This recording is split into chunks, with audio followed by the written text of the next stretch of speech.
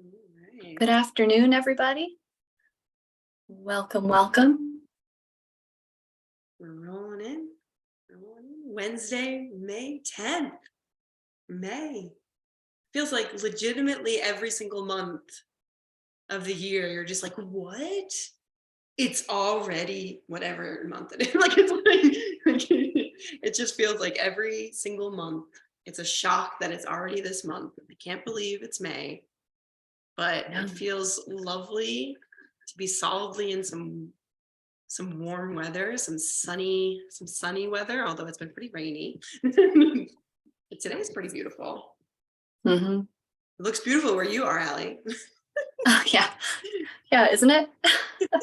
Lovely day here in Nashville. I actually don't know how old this photo is, but we could pick out what buildings are missing from this skyline and date it pretty easily. Exactly. Wonderful. Well, we'll give everyone just a second or two to join us, to get their lunches ready, to get comfy for a fantastic episode on environmental justice. We are super excited about our guests today, the conversation that we're going to have, and obviously hearing from everyone who is joining the call. And so always so honored that people choose to spend their lunch hour with us, for sure. So it looks like we have most people joined, and hopefully we'll have a few more coming in as we are giving the introduction, but we're going to start so we can really hop into the wonderful episode that we have. So welcome to today's show. We are excited to have Dr. David Padgett, who is the Associate Professor of Geography and Director of the Geographic and Information Sciences Laboratory at Tennessee State University, TSU, who will be sharing the history of environmental justice in Nashville, and then the current work being done with the Nashville Environmental Justice Initiative. And so that is actually a partnership between my organization, Urban Green Lab, and TSU, and lots of other wonderful partners working on kind of putting education and research behind the environmental justice work being done in our great city. And then Sustainable in the City, of course, is a partnership between Zero Waste Nashville and Urban Green Lab. My name is Christina. I am the Assistant Director of Classrooms here at Urban Green Lab. I am joined with my lovely co-host, Allie Omens, who is the Zero Waste Programs Coordinator for Metro Nashville Waste Services, and she is on the Zero Waste Nashville Education Team. So Allie, how are you? What do we need to know today to really make sure that this episode goes well? Well, I am doing well. I'm so excited to hear from our guest. And as a reminder, to make this episode go as swimmingly as possible, we are going to be using the Q&A function to be able to ask Dr. Padgett some great questions after he is done with sharing the content that he has for us. Hopefully you'll be really engaged in what he has to share. And so we do have this, the Q&A feature, which has those two little chat bubbles down there at the bottom of your Zoom screen. You can put any questions you have for Dr. Padgett into the Q&A as he is presenting, and then we will get to those after he's done. If you see any questions that you like, that you really want to hear answered, you can use the upvote function. It's the little thumbs up on that Q&A, and we will get to those questions in that order. And for the chat, if you want to, show Dr. Padgett some love for everything that he's sharing and comment some resources, perhaps you can throw that into the chat. But we will be pulling questions only from the Q&A. And to practice the difference between the Q&A and the chat, we will be asking a question for you all, and you put your answers into the chat function. So today we're talking about environmental justice, particularly in Nashville. And so we wanted to ask, what other word comes to mind when you hear the word justice? So any words that you that bring up that sense of environmental justice, of just justice generally. Tell us what you think. Friend Karen coming in with equity. We have equality, litigation, love of neighbor. I love that. Relative, repair, reparations, but with the word repair in there. Feel that, Jim? These are great. If anybody else has any more answers, teamwork, from nature, wonderful. Nature's in the house. Attention to systemic racism, yes. These are fantastic. Not guaranteed. Not guaranteed. It's an interesting one, something that we work for, perhaps. Well, those are great. That's a great way to start us off. And before we get into and keep those reactions coming in, but before we get to Dr. Padgett's content, I wanted to go through some sustainable in the city happenings. I don't know, we're gonna come up with some great word for what to call this, but we're gonna share some events that are happening between now and the next time we'll see you all for next month's episode. So shameless plug for my organization. We are hosting a Dirt on Composting webinar on June 7th at noon to share tips and tricks on backyard composting. So you can register for that at nashville.gov and learn how to reduce your food to landfill. There are plenty of volunteering opportunities in and around Nashville, but just to pull out one in particular that we found on Hands on Nashville, there's an opportunity with the Friends of Millridge Park to volunteer to do basically to help them with their primitive trail work, it sounds like. So you could be pulling out invasive plants, you could be mapping out their network of newly developed trails over there down in Southeast Nashville and in Antioch. So you can find out about that opportunity. There are 2 different dates for that this coming weekend on the 14th and then again on the 28th. You can register for that on Hands on Nashville and find many other volunteering opportunities on that site. Participatory budgeting. Hopefully you have heard about participatory budgeting. If you haven't, it is a great opportunity for direct citizen involvement in how Nashville is spending capital money, how our government is spending about $10 million of capital money. And you can submit ideas for this great opportunity until June 1st. So the deadline is coming up. You want to get those ideas in there, and they are to provide ideas on infrastructure improvements or project ideas that can support all of Nashville or benefit the public at large in some way. And so you can find more about that opportunity and how participatory budgeting works at the QR code that's on the screen. And Christina is sending some links in the chat. We'll also include all of this in the follow-up email. And then finally, to segue us into this very direct and visual impact of environmental justice. The mayor's office came out with a story map around Earth Day that showed the impacts of Nashville's extreme heat events. They did a heat, what is it called? A heat mapping campaign last summer in 2022 to again, visualize the impacts of extreme heat events and look for social vulnerability indexes as well to map out how extreme heat and climate change are impacting Nashville's residents. So you can check out that tool in the link that Christina is sending. And then there's also a survey that they're including as part of that story map to get narratives of Nashvillians' impact with extreme heat.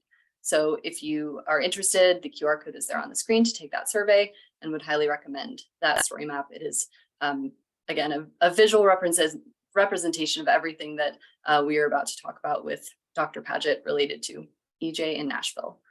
So with that, Dr. Padgett and Christina, I will turn it over to you all.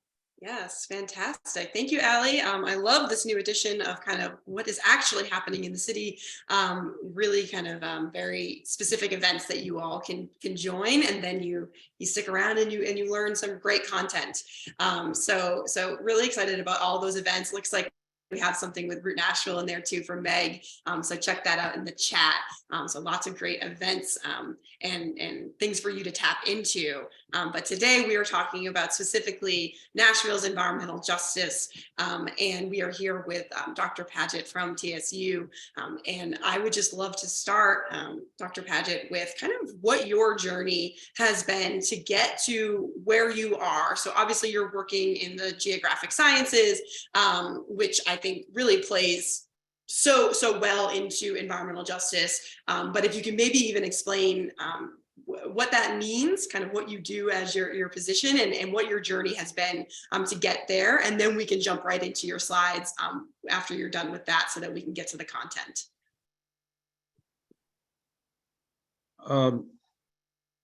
Yes, so my journey has, I grew up in Baltimore, Maryland, and I was always involved in, being at the Chesapeake Bay. I spent a lot of time on the water. My first real introduction to environmental science was through the Chesapeake Bay Foundation and a youth camp, a youth environmental science camp that I participated in. And then I went to the only high school in Baltimore that had an environmental science curriculum. And so by the time I went to college, I was well versed. I knew what I wanted to do. But my interests were largely in physical science and hydrology, hydrogeology, atmospheric science. And that's pretty much where I was. And that curriculum didn't have a whole lot of social justice content. Although in my personal life, I mean, my family has always been and still is very politically active. I never saw my physical science interests and my social justice interests coming together until I read an article, I believe it was 1991, it was Emerge magazine, and it was Dr. Robert Bullard, who is the father of environmental justice, and he was talking about this concept called environmental justice, and it was like a light went off. I said, wow, there is a connection between these two large areas of interest. And the special niche that I've been filling all this time has been that I come from a physical science background, whereas most of the environmental justice leadership has historically come from the social sciences or they're theologians. So like Dr. Bullard is a sociologist, Dr. Beverly Wright is a sociologist, Dr. Paul Mahai is a sociologist. Then you have Vernice Miller Travis and other people who are people who might not necessarily come from an academic background, Dolly Burrell and some of the other heroes and sheroes of environmental justice. So, but almost everything that we deal with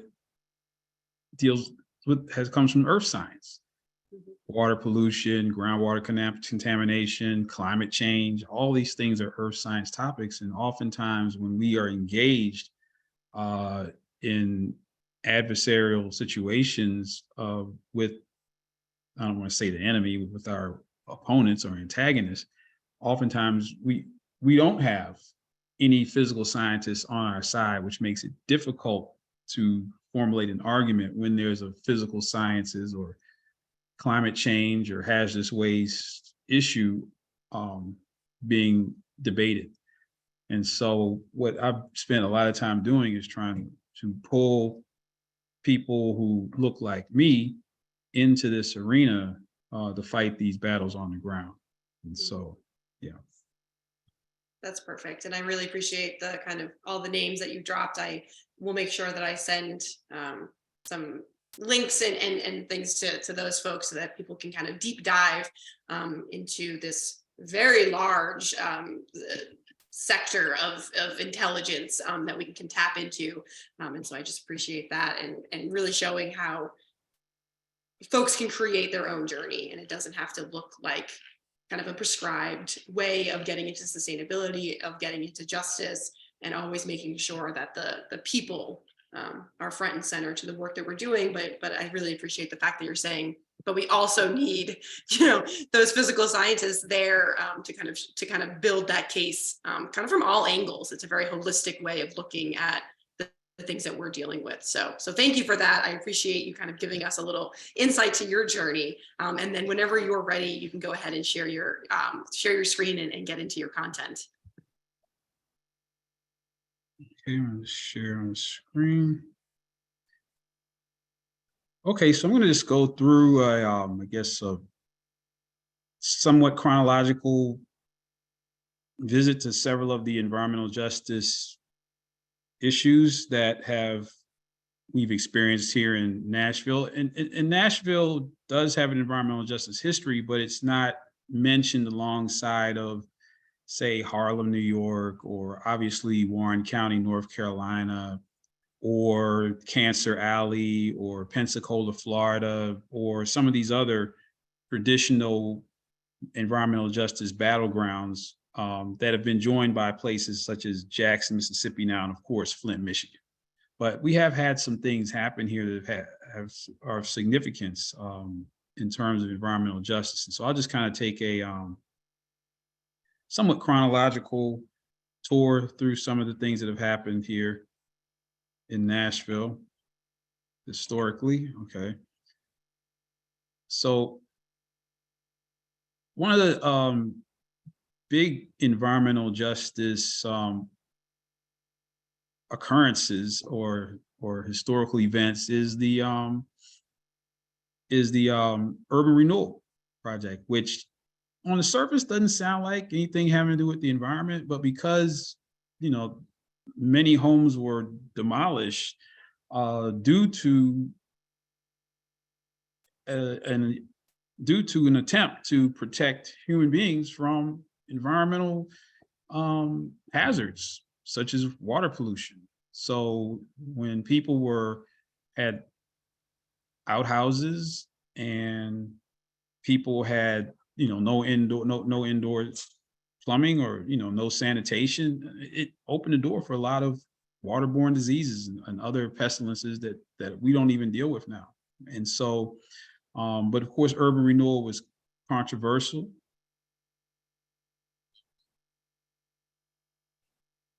And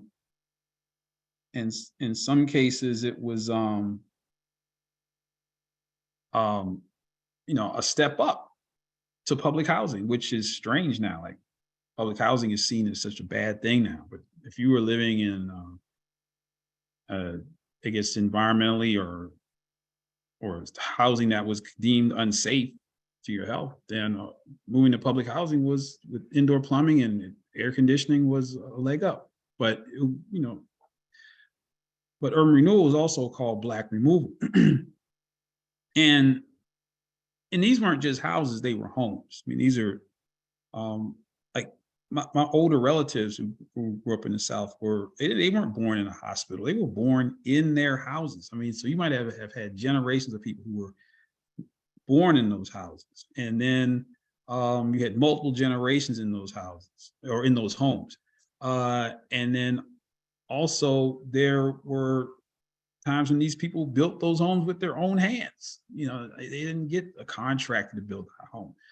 So when these homes were torn down, it scarred people, significantly because it was a home, even though it was not the safest place in the world, not the most aesthetically pleasing, and certainly not the safest place in the world from a health standpoint. They were still people's homes. So, a lot of people don't look at urban renewal as being a significant environmental justice issue, but some of what happened with urban renewal resulted in some of the concentrated poverty that we see today. And there's a really, really good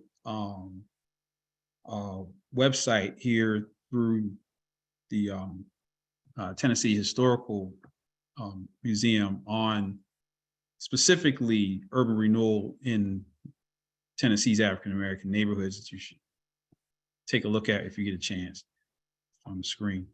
Then, of course, we had the Interstate 40, moving forward to the 1960s from Interstate 40, which was a major event. I mean, the fight against Interstate 40, which destroyed a large swath of the most vibrant community in Nashville, this case went all the way to the Supreme Court.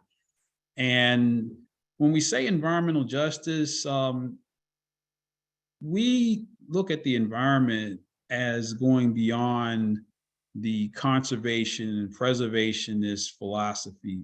So the John Muir and that philosophy of conservation and preservation, that traditional preservationist environmental perspective that resulted in the development of our national parks. And so when we say environment, there's oftentimes a connotation of birds and trees and wildlife and critters and bubbling streams and, not where people live and work. But when we say environment in the environmental justice realm, we include all of that. Wherever a person is, whether it's at work, at school, that's their environment. And so if a highway is built through your community and your home is destroyed, then that's environmental injustice, in our eyes, because it's going to affect where you live, is going to affect your quality of life. It's some significant physical change to your surroundings. And so I'm not going to, I did some analysis years ago on the numbers of people who were displaced. So these are just some census tracts from 1960. These are some of the tracts that stayed intact through the 60s, into the 70s, when the highway went through. And you can clearly see that there were less and less and less homes along that corridor. I mean, 1,000 less homes, multiply that times 4, there's thousands and thousands of people who were displaced. And not just that, businesses were lost, churches were torn down. You can only imagine the impact that had on this community or this environment, so to speak.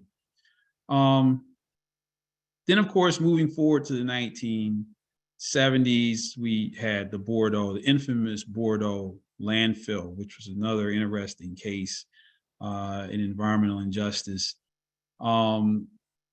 This case flies in the face of those who might say that environmental racism, it's not really environmental racism. Some people say, it's classism. Let's say well, unfortunately, African Americans just happen to be in the lowest economic rung of the ladder in this capitalist system that we're in. So, and as a consequence of that, they are visited upon by all of these environmental ills, such as landfills.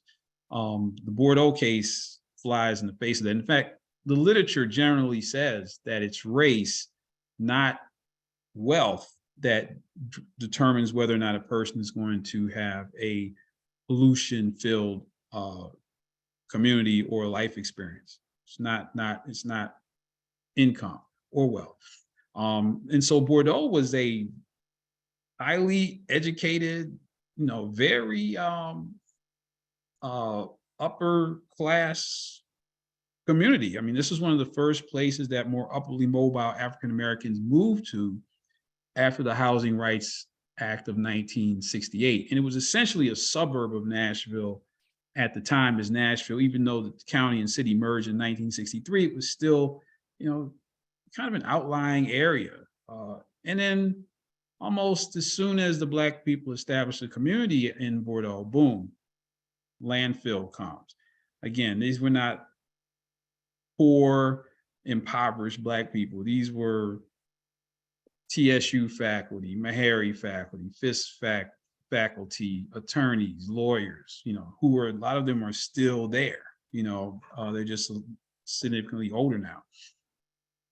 So obviously one of our most famous politicians in Tennessee, the late Thelma Harper, actually got her beginnings fighting against this landfill. And it took 20 years, but they were eventually victorious. And so as a result, people might have different opinions about this. The Bordeaux landfill has been recycled into a wildlife park of sorts. Yes, it could be worse. Now, all the trash is still there. It's like putting lipstick on a pig, right? And it's just, all the trash is still there. But it's, I guess it could still be a landfill.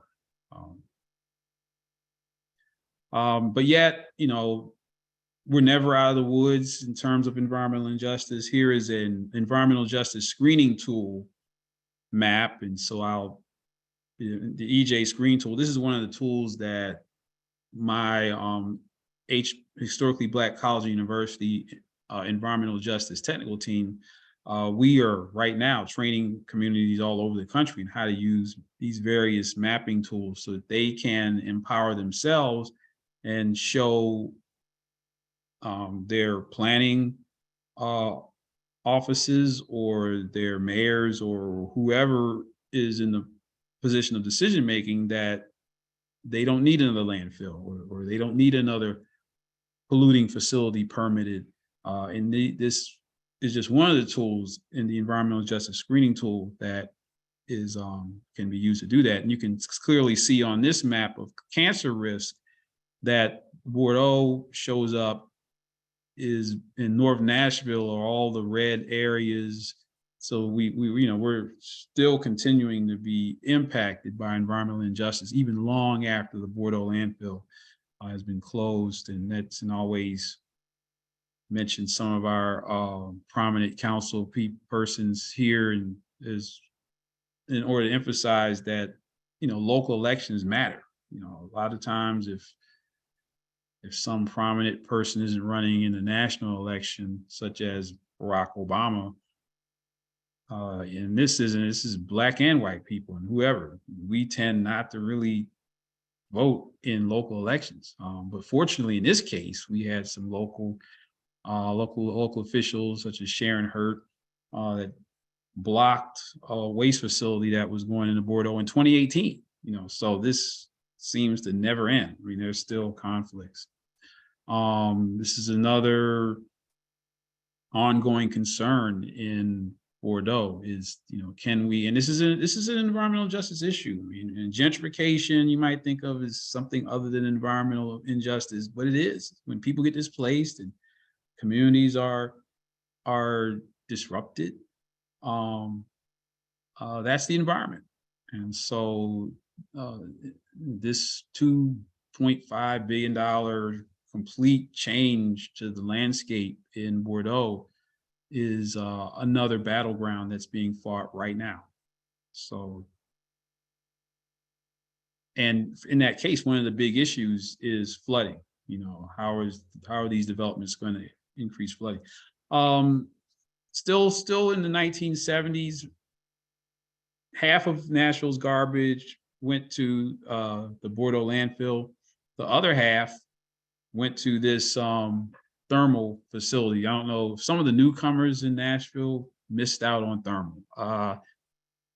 It was a nasty, nasty place. If you ever actually went to thermal, now it turned out, it started out as a great idea. Let's burn trash and turn it into electricity. It turned out, sounds great, but it was nasty. And it produced a lot of byproducts, such as air pollution that wound up wafting across the river into Casey Homes, which is Nashville's largest public housing community, which happens to have the highest pediatric asthma rates in the area. And which, so the thermal plant was consistently out of compliance with the Clean Air Act, and the other byproduct was ash. So this plant wasn't vaporizing trash. There's anybody that has a fireplace knows that when you burn something, you have ash. Except in this case, it was toxic ash that was dumped next to, Salem Town. Salem Town has changed since this time, but when the ash from the thermal plant was being dumped in the Salem Town, it was a low-income African-American community. It's different now, but that's what it was. And then in order to add insult to injury, when the local government decided to do something about the ash piles, and I can't even get you to envision, these ash piles look like volcanoes. They were these huge piles of ash in Salem Town, and they were hot. So they would smoke.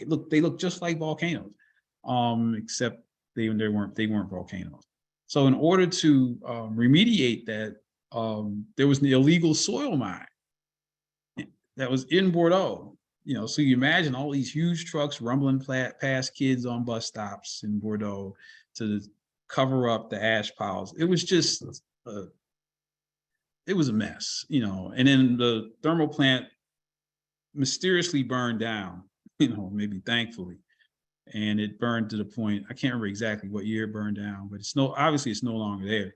What's there is the Ascend Amphitheater. This is where thermal used to be. So huge change. And so this is potentially what we call green gentrification, where you have obviously an unwanted land use, such as a thermal plant, which did not attract high-end residential development. But now, if you've been anywhere near the Ascend Amphitheater and you've watched it change, there is not exactly affordable housing or affordable anything around the Ascend Amphitheater.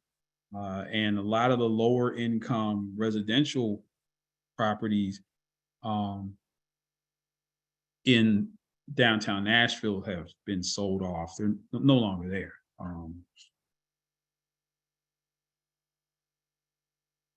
So related to green gentrification is the brownfields program. In a nutshell, the brownfields program was a compromise between the federal Superfund hazardous waste program and local and state governments. So on the federal level, Superfund was in response to like Love Canal situations and Warren County, North Carolina situations where you had an abandoned dump, nobody taking responsibility for it. And so the Superfund law has strict liability, doesn't matter how the waste got there. There's retroactive liability, doesn't matter when it happened. There was joint and several liability, doesn't matter how many people did it, one person could be held responsible. So, and then the cleanup requirement was to what they call background levels. In other words, if you had this place like this Marathon Motor Works, where cars were made in Nashville historically, and a developer wanted to redevelop this site, and it had hazardous waste on it, which fell under Superfund, it had to be cleaned up to the point where there was nothing there. Is it like grass fields and trees and bunnies, right? Which would be extraordinarily expensive. You know, I mean, I used to work on cleanup projects like that another time. $300 million, $500 million. A lot of developers wouldn't go anywhere near one of these types of projects because of the expense that you assume would occur. But then there was the hidden expenses. You know, sometimes you get the digging and you're like, oh, wait a minute, there's 8 or 10 more tanks of waste chemicals down here that the landowner didn't tell us about. Or a lot of times banks would, these properties like this would foreclose and a bank would get stuck with this. You're like, oh, what? We foreclosed.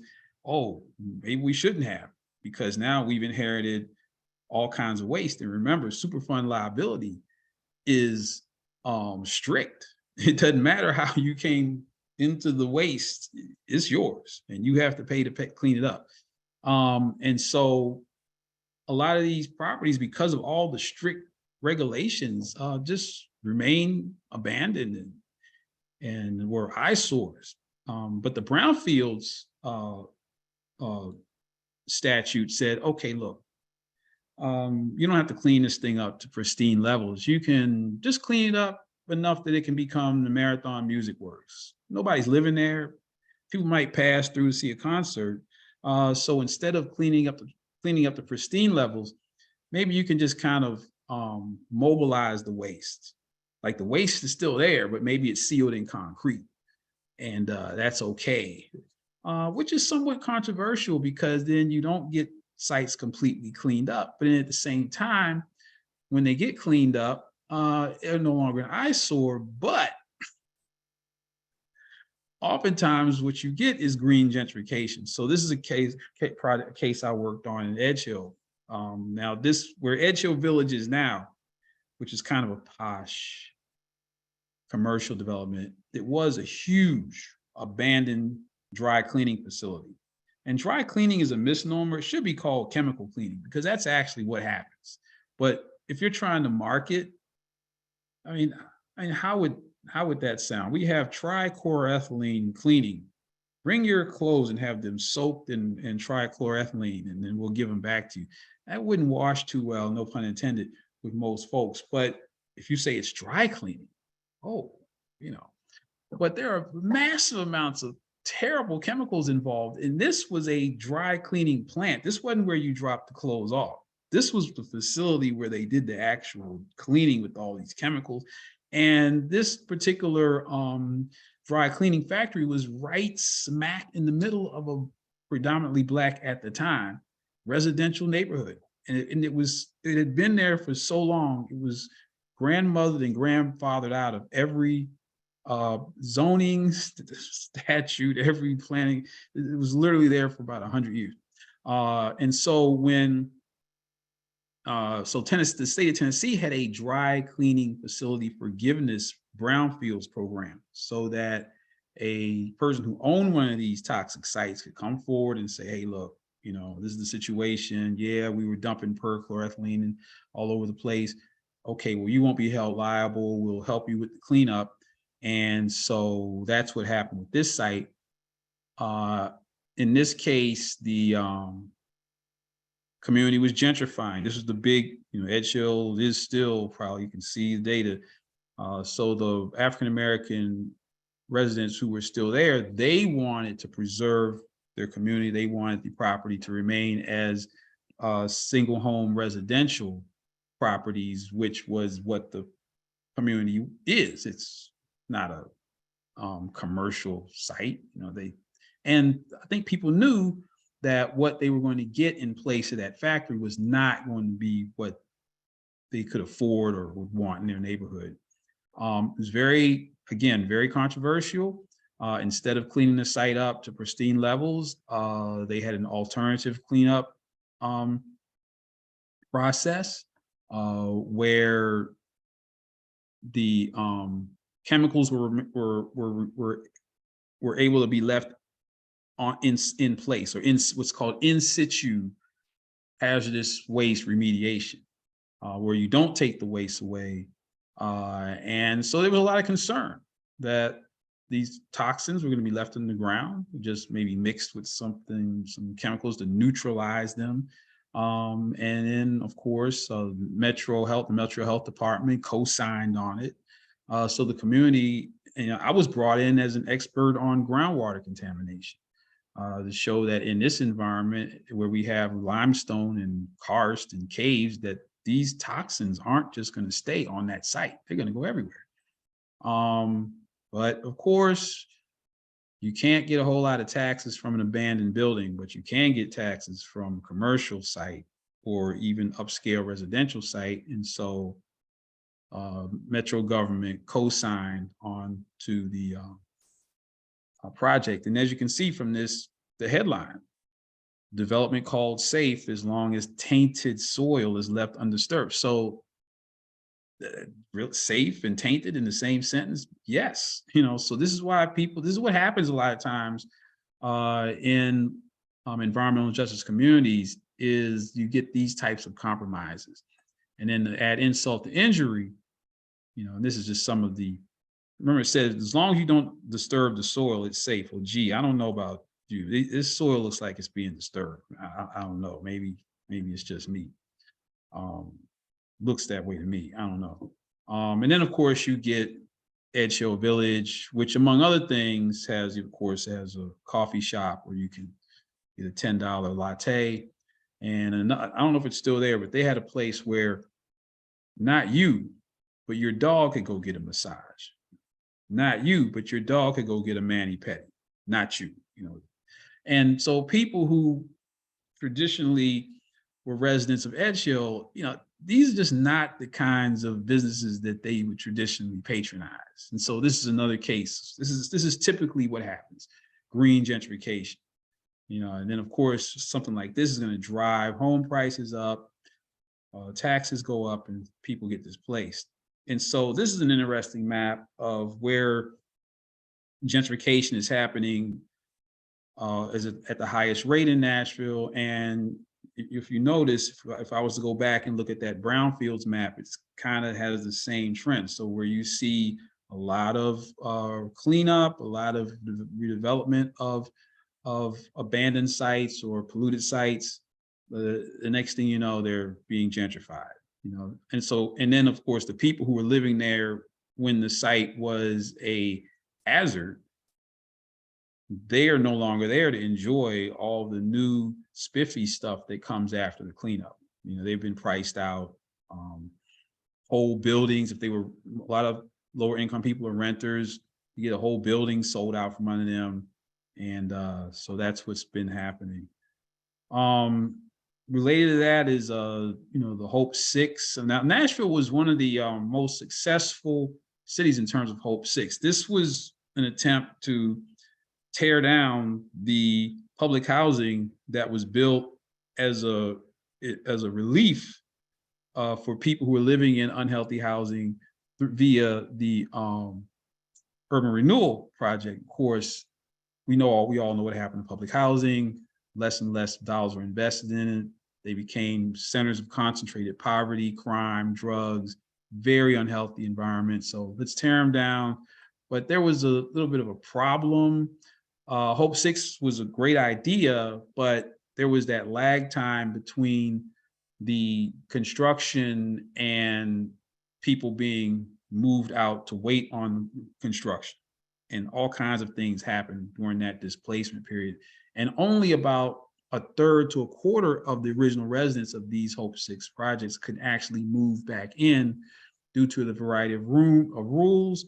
And also just the fact that the density was less. The density was made less to provide for a more aesthetically pleasing environment that presumably would cut down on crime. And then you had somewhat of a mixed use development so that people would not be in surroundings where they only saw people who were unemployed or only saw single parent households, so that was the hope in Hope 6. But the scattering of residents, especially children who had to change schools, and oftentimes, when these children changed schools after they were displaced, they dropped out. They never could get back in. And then, of course, there's the matter of the loss of a sense of community, and then all the services. If you've ever been around public housing, the health clinic is there, the dental clinic is right there. There's all these services that are right there.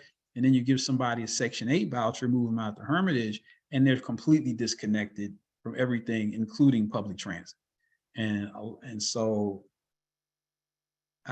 lots can be said, but this is also some of an environmental justice issue. Like I said, not in a traditional sense. And then this is just a map of some of the Nashville was, if not one of the most successful cities in terms of actually completing Hope 6 projects. In a lot of cities, the public housing was torn down. Nothing was ever built. Vacant lot. Where those federal dollars went, who knows? But Nashville actually has several. There was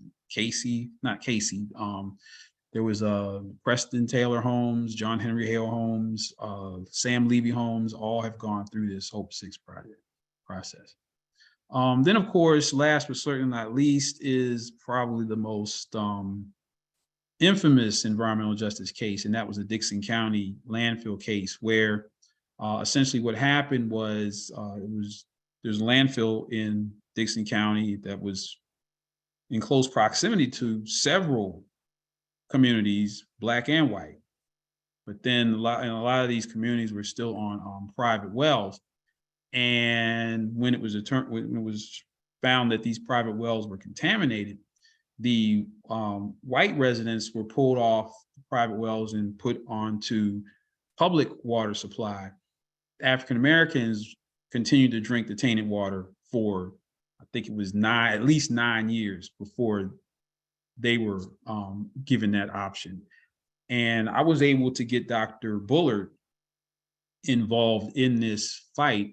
And he said, now this is the father of environmental justice. He said that this case, Dickson County, was the worst case of environmental racism that he had ever seen.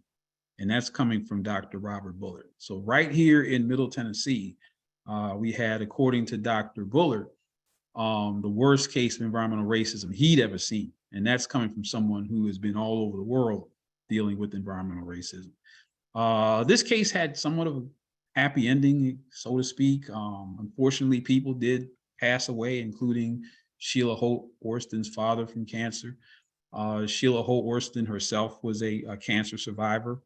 But fortunately, because Dr. Bullard became involved, I think the National Resources Defense Council came in and provided pro bono legal assistance to the plaintiffs versus the landfill, and they did reach a settlement.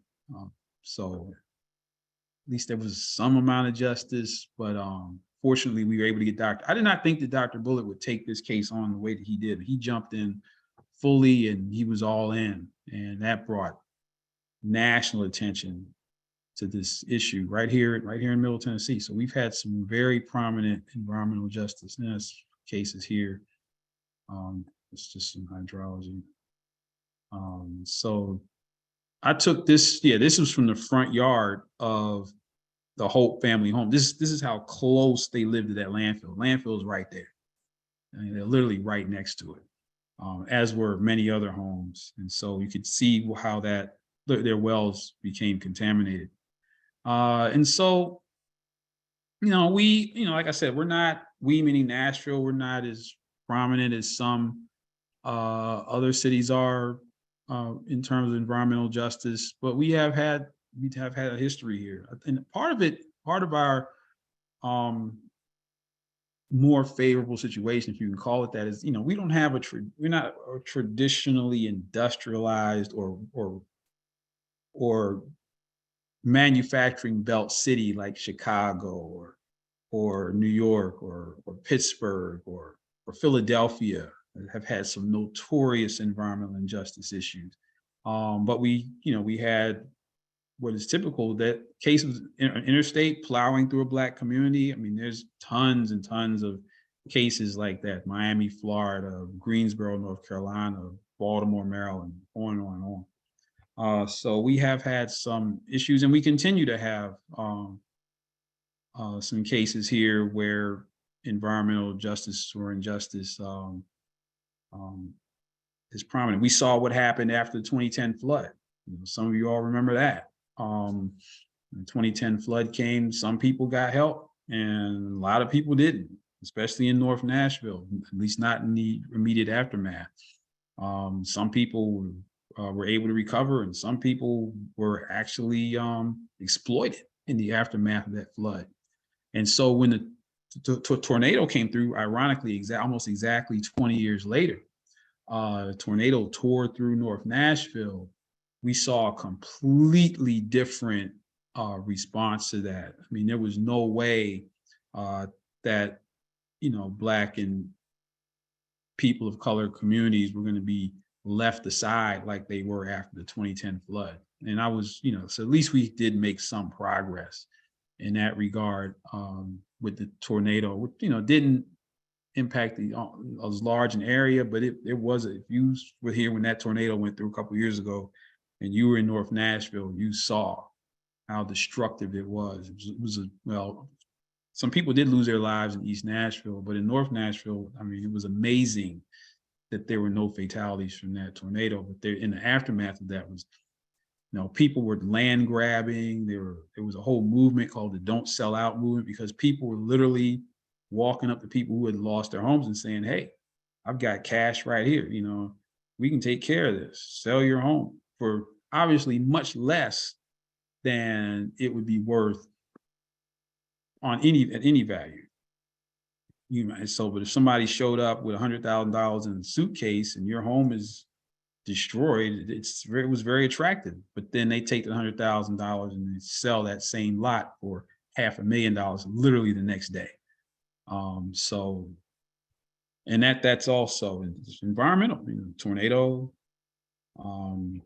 impacts, and then of course we had what was called a multiple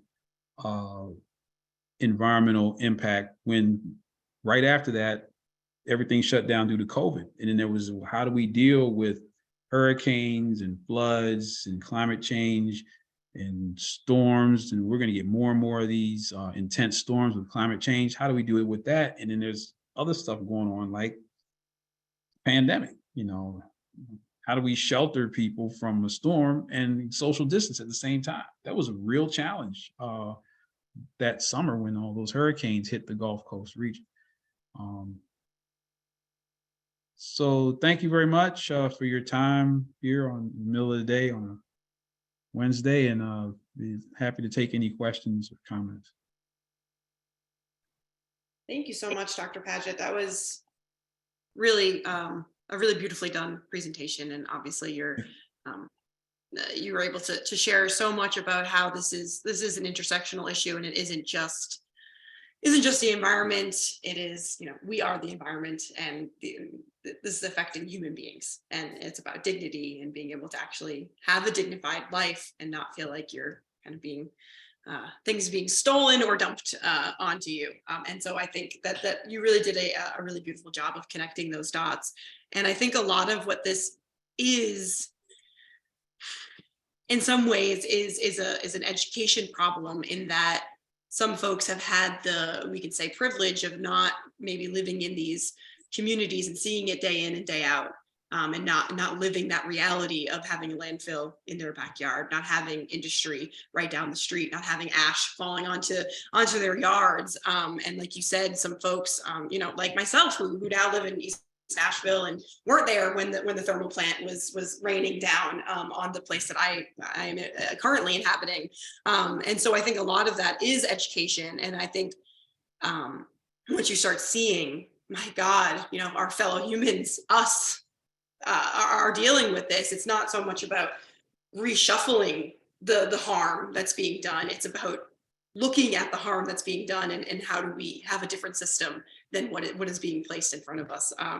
And so, yeah, I'm getting a little emotional just thinking about it. But really, what it is about is making sure that everyone knows about this. And I think I would love, if you don't mind, just speaking a bit on the Nashville Environmental Justice Initiative, which is a partnership between Urban Green Lab and TSU and some folks there. And then, of course, community organizers. We're always trying to get more and more of the folks who are actually on the ground doing this work and being impacted by this work. Can you just talk a little bit about some of the projects that are going on, and maybe why you thought it was important for TSU to be a part of this initiative, and what it means to you?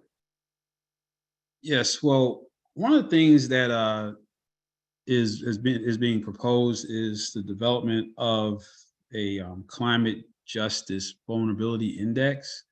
And I have been involved with the development of these indexes that serve as, I guess, indicators of vulnerability for a long time. I was involved in one of the first applications of the Social Vulnerability Index at the sub-county level, right here in Nashville, in the aftermath of the 2010 flood, because what we, in many cases, were not aware of at that time is, well, where are our most vulnerable communities? Where should we, how should we plan for evacuation, safe evacuation, as opposed to, what happened, which was every person for him or herself.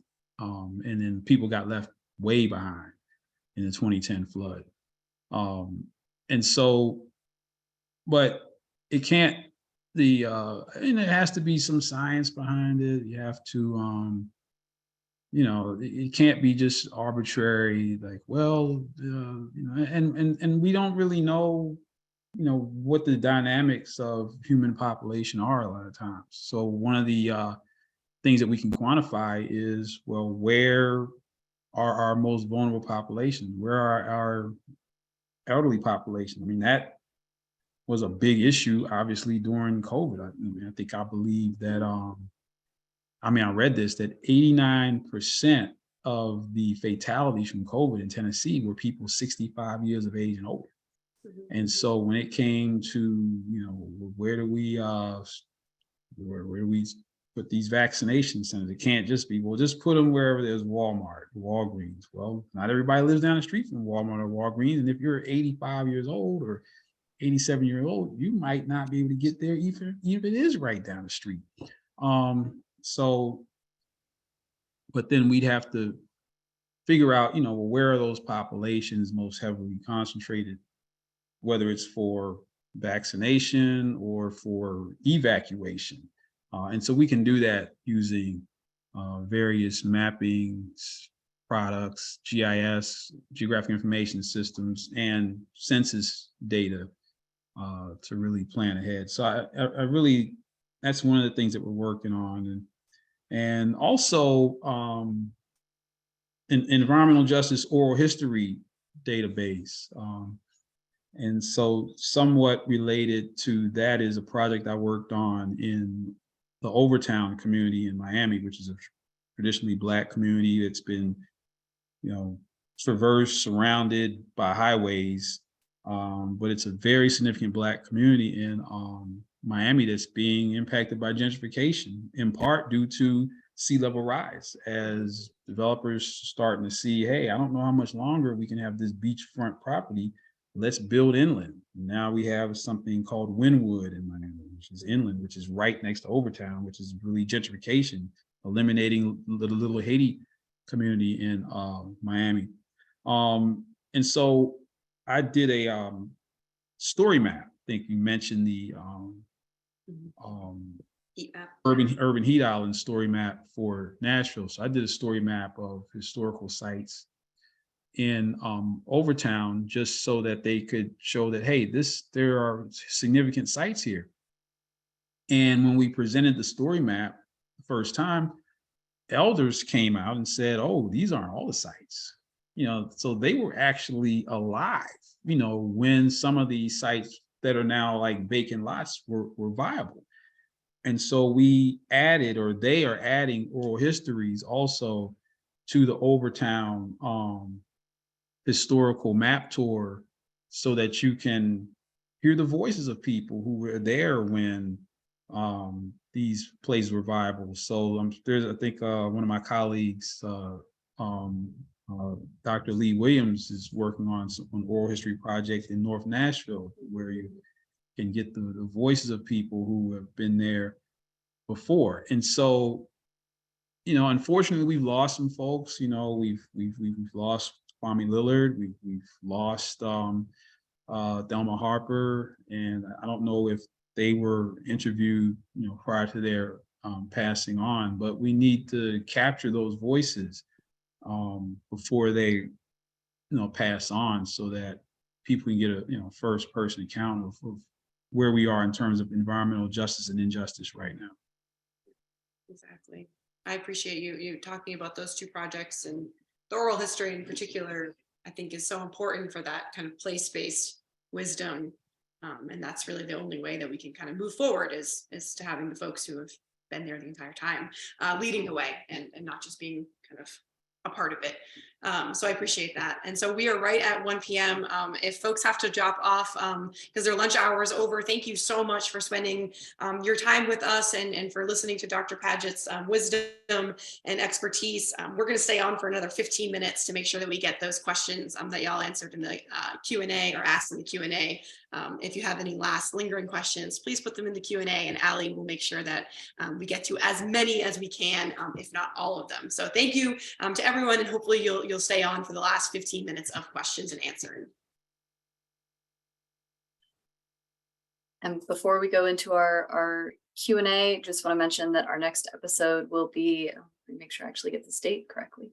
Our next episode will be on June 14th for Sustainable in the City. So look out for the registration link for that. And we have so very many questions for you, Dr. Padgett. Again, thank you so much for sharing that fantastic presentation with us and all of those resources. We've been jotting them down, so we'll include as many of those as we possibly can in the follow-up email. But we had a few questions right off the top about both about waste and landfills related to North Nashville and Bordeaux. And just want to mention beforehand that, working for Waste Services myself, knowing that we Metro own the Bordeaux landfill, waste is just so, it's so very clearly at the center of all of the environmental racism, environmental justice everywhere, but particularly in Nashville. And it's harrowing to think of waste as being that. But anyway, so one question about where the Titan Stadium debris will likely be sent, and if there's any possibility it could end up in Bordeaux. I'll just very quickly mention off the top here that we have landfill crisis across the state of Tennessee.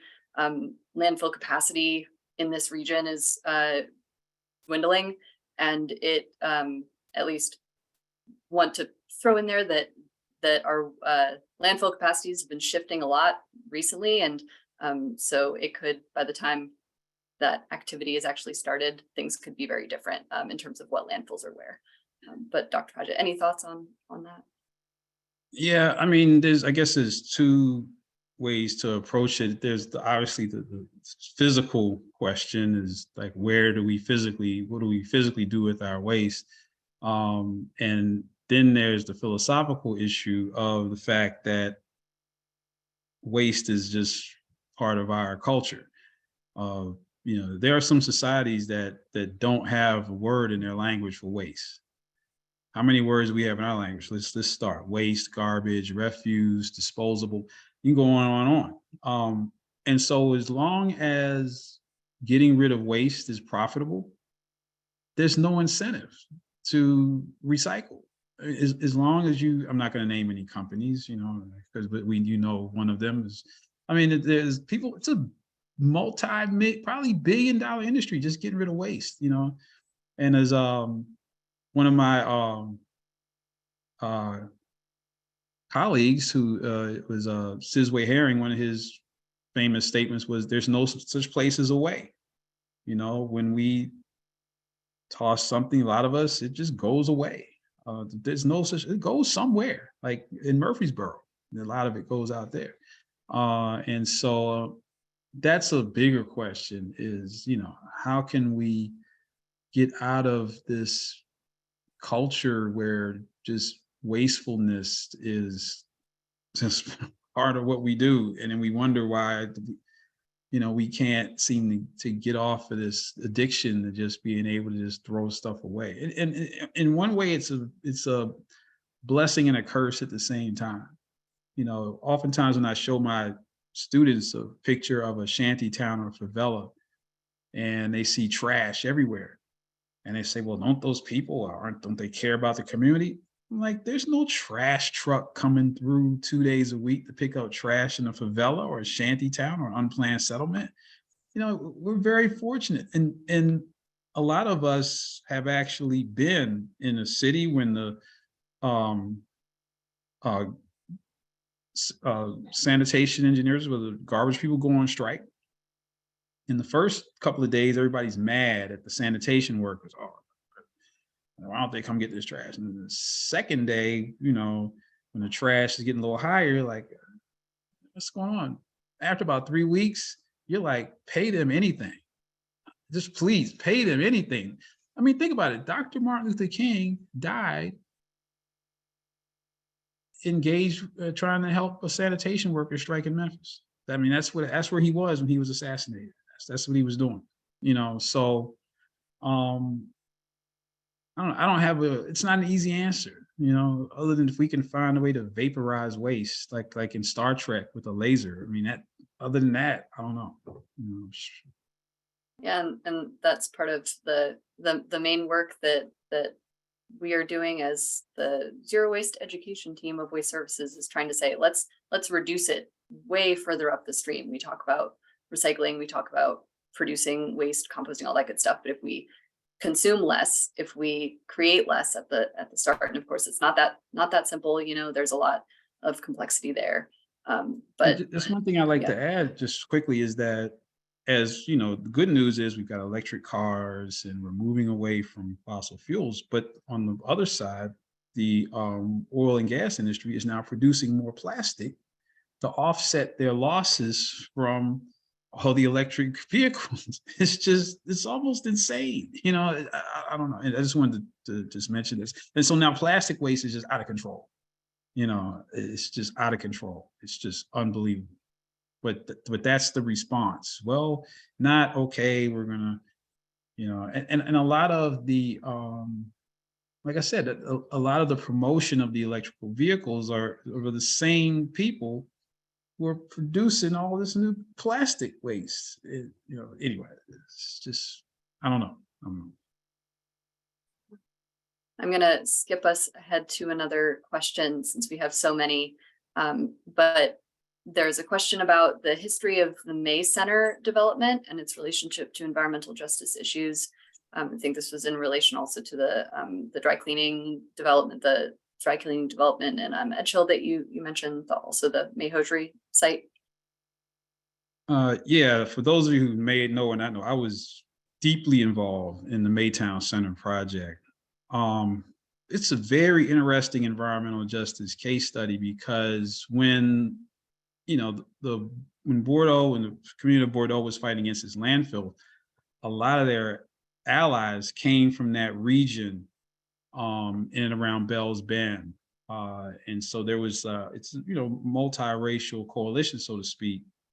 So on the flip side, when the Bell's Bend area was threatened with this development, there were a lot of environmental justice people who remembered that the people of the Bell's Bend region had their back when they were dealing with the Bordeaux landfill. And so that coalition, once again, was really integral in, you know, staving off the Maytown development, because a lot of those people lived in the council district that also represented the Bell's Bend area. It was a very interesting case of environmental justice that really just took you into the human side of coalition building and why it's important. And I always tell my students, it's really about relationships. You could be the smartest person in the class, smartest person in the world, but if you don't have any relationships, you're going to be lonely. I tell them to look up a guy named Howard Hughes, see how he started and how he wound up. You know, it's about relationships.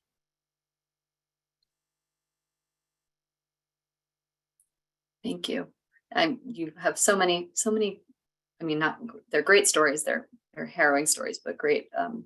Yeah, I love all the information and the stories of Nashville that you've compiled and are really able to tell just all of the relationship to all of these developments that we may now see as these fancy looking spaces, or thinking about the Bell's Bend community and what we may or may not know about that space, and just all of the oral history of that is really important. Okay, let's see. We have a question about, so what would you want those who concentrate in GIS and environmental sciences to be aware of how GIS can be further applied to environmental justice and climate justice? So I didn't hear the first part of the question. I think there may be some words missing, but basically just, it sounds like there may be a student on who is studying GIS and environmental sciences, and they were wondering about how we can share that there's functionality with GIS with relation to environmental justice. Oh yeah, like I said, I'm leading the HBCU Environmental Justice Technical Team, which formed last year specifically under the advisement of Dr. Robert Bullard. And this is another area, meaning mapping, GIS, geospatial technology applications, where we don't traditionally have representation on the side of the environmental justice protagonists. And so, it's extremely important, especially in terms of empowering grassroots organizations and activists in how to use a tool for justice purposes. For example, I work with a community in Pensacola, Florida, the Wedgwood community. This is a Black community that has 13 landfills like in the community. I don't have enough time to explain how that happens, but anyway, believe it or not, there was an attempt to build a 4-lane highway straight through that community. The organization I work with, Unity in the Family Ministries, these are clergy folks. You know, they're not GIS experts, but they came to our training. And they went to the Escambia County Commission meeting and showed through a series of maps how that highway would not only be destructive to their community, but to the entire county's water supply. Highway was stopped. The $13 million that was meant to go towards a highway was rediverted to infrastructure improvements in the Wedgwood community. Later on, this same group of pastors, believe it or not, somebody thought that there should be a 14th landfill in their community. You already got 13. What's one more going to hurt, right? They went back to the county commission meeting, used a series of maps, and that permit was denied. And so, they say a picture is worth 1,000 words. You can say the same thing about a map. When something is up there on a map and you can clearly see the potential harm that's going to occur graphically, it can change people's minds. And in that meeting, the people who were trying to get the permit through were in total shock. They thought it was going to be another time when they roll in there, they have their experts and their big, 75-cent words and their degrees, and they had these pastors and reverends. What are they going to do? Well, they stopped you from getting your permit. That's what they did. I mean, they couldn't believe it, but that's the whole goal, is not that we have to do what's called parachute environmental justice, where Dr. Padgett has to fly in. I can't, that's impossible, but what we can do is empower people to use these tools to fight the good fight. And these tools are, I tell people, if you can figure out the filters on your phone, you can do GIS. You can. It's not that complicated. I love that. And the message behind empowerment really brings, it's the training the trainer in a way. So with our last few minutes, I did want to ask, how can our audience, how can people in Nashville get involved in this work, particularly around the GIS and kind of mapping and visualization of these environmental justice impacts, either through TSU or any way else? Yes, I mean, there's several of us at Tennessee State University that have this expertise, and our motto is think, work, serve. I mean, our charge is enter to learn, leave to serve. I mean, there's no conflict between academia and service at historically Black colleges and universities. No conflict. And so, I mean, for years, I did a GIS workshop for grassroots organizations at Meharry Medical College for many years. And in fact, some of the people who went through that training took that training and got multi-million-dollar grants afterwards. I mean, then these are people who had no technical background, and they just took, I think it was an 8-hour course over there at Meharry, and got these got grants for several. I don't, several that I could say openly, but yeah. So we're open to doing that kind of training again if there's enough of a demand for it. And there are, and right now I'm working with Dr. Beverly Wright to develop an environmental justice data hub, which would be like a site where community-based organizations can go and verse themselves in how to use the many tools. It's not just EJ Screen. There's the Environmental Defense Fund is coming out with the climate justice tool. It's in beta stages. I mean, we have a climate environmental justice tool that's coming out. It's in beta phase right now. There's the Centers for Disease Control Environmental Justice Index tool. I mean, I could probably share with you later on. There's a whole list of them out there. There's a tool every day, but they're great. Please do. There's the Air Now is a neat tool. Then there's all like the Clarity map and the Purple Air map, where you can go in and look at environmental quality in your neighborhood. As a matter of fact, I'm working with the Tennessee Aquatics Project and Health Impacts in Degraded Environments, Ken Stewart and Miss Kimberly Jackson, and we're actually installing low-cost air sensors. We put some over in Casey Holmes, we put some in North Nashville, because what's happening at a neighborhood level in terms of your air quality is not the same as what might be picked up on the regulatory air monitors. And so if you've got an asthmatic child, You need to know what the air quality is in your backyard or on your street. So maybe that child might not need to be outside on certain days. So those are just some of the things that you know, that we're doing as a service, and we're always open to that. So you have my number, you have my contact information. Yeah, we're always open to serve. Thank you so much. And we'll include your email in the follow-up email for all the folks who registered for this live stream. So they'll be able to get in contact with you. Hopefully you won't get too many emails, but That's just normality. we appreciate you being a resource for the community and just a wealth of knowledge that you took this time this afternoon to share with us, and appreciate the involvement from the audience. I'm, unfortunately we couldn't get to all the questions, and it's time for us to depart. But again, we really appreciate your time so much, Dr. Padgett. Thank you for being with us. And Christina, is there anything else we need to say to our audience before we leave them for the next month? No? All right. So I think just thank you and goodbye, and see you in June for a wonderful episode. And I think, I'm going to rewatch this episode probably and just download all this information again. And we'll do our best to send as much of the resources as we can, because just an avalanche of resources that were coming out of your mouth today, Dr. Padgett. it was really a beautiful thing to watch. So thank you. Thank you. Thanks for the invitation. Appreciate Wonderful. it. Okay. All right. Thank Bye, you all. everybody. Take Have a great day. care.